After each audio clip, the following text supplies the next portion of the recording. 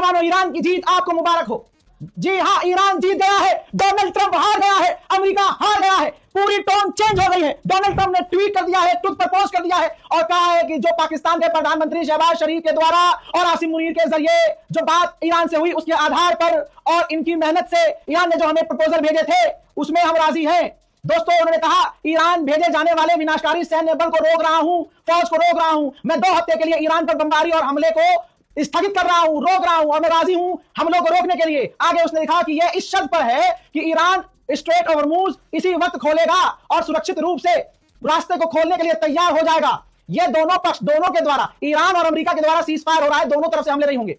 ऐसा करने की वजह यह है कि हमने अपने सभी सैन्य उद्देश्यों को, जो हमारा गोल था, हमने पूरा कर लिया है और हम ईरान के साथ लंबी शांति के लिए तैयार हैं। इतना पेला है भाई साहब ईरान ने इनको, क्या तो औकात ही नहीं है कि अगले 100 साल तक अमेरिका लड़े ईरान से। आगे लिखता है कि मिडिल ईस्ट में शांति के लिए समझौते के हम बेहद करीब हैं। ईरान ने 10 पॉइंट वाले प्रस्ताव को हमें भेजा है, एग्रीमेंट हमें भेजा है और मुझे यकीन है कि यह बातचीत करने लायक है और उन पॉइंट्स पर हम काम कर सकते हैं। इन 2 हफ्तों के अंदर उन पॉइंट्स पर हम काम करेंगे और इस डील को आगे बढ़ाएंगे। संयुक्त राज्य अमेरिका के राष्ट्रपति के रूप में और मध्य पूर्व के देशों के प्रतिनिधित्व करते हुए मुझे इस लंबे समय से चले आ रहे विवाद का समाधान के करीब पहुंचने पर गर्व है। इस मामले पर ध्यान देने के लिए बहुत बहुत धन्यवाद प्रेसिडेंट गुलाबी सुअर।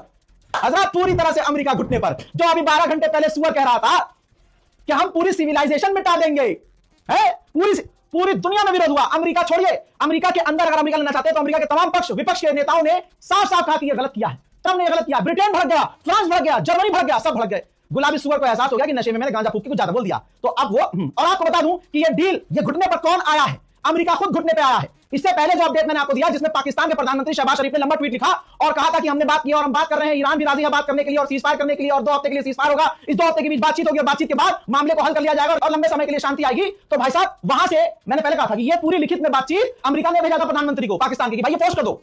अब वो पाकिस्तानी कहां पढ़े लिखे जाहिल के, उन्होंने पोस्ट कर दिया। ये देखो, जो पढ़ा लिखा है, जो सोशल मीडिया यूज करता है, उसको पता है कि इसका क्या मतलब है। भाई, उन्होंने ऊपर एक लाइन लिखी थी कि ये ड्राफ्ट है पाकिस्तान के प्रधानमंत्री के लिए, जो उन्हें सोशल मीडिया एक्सपर्ट लिखना है। तो भाई साहब, इन्होंने कॉपी पूरा कर दिया, कॉपी और पेस्ट, और 1 घंटे तक उनको पता ही नहीं चला कि भाई हमने ये भी पेस्ट कर दिया जो हमें पेस्ट नहीं करना था, जो नहीं करना। अब 1 घंटे तक वो रहा और अब वो पूरी दुनिया में लाइव हो गया, दुनिया ने स्क्रीनशॉट ले लिया और ये बात हमारी रजाग्राफी की सही साबित हुई कि पाकिस्तान सिर्फ एक मुखौटा है सीज फायर करवाने का, लेकिन असल में ये अमेरिका ही था जो शहबाज शरीफ से बुला रहा था, सीज फायर कर लो, सीज फायर कर लो, सीज फायर कर लो। क्योंकि खुद कहता सीज फायर कर लो तो ईरान दुनिया के सामने खुल के कह देता, जो अभी भी कह रहा है, दुनिया एकदम से मान लेती, फिर ईरान को कहने की जरूरत नहीं पड़ती। दुनिया कह देती कि मैं चल डर गया भूरा गुलाबी सुअर, हार तो अभी भी गया लगटा। कैसा लगा सुपर पावर कद्दू हमारा? चलिए मुबारक दोस्तों।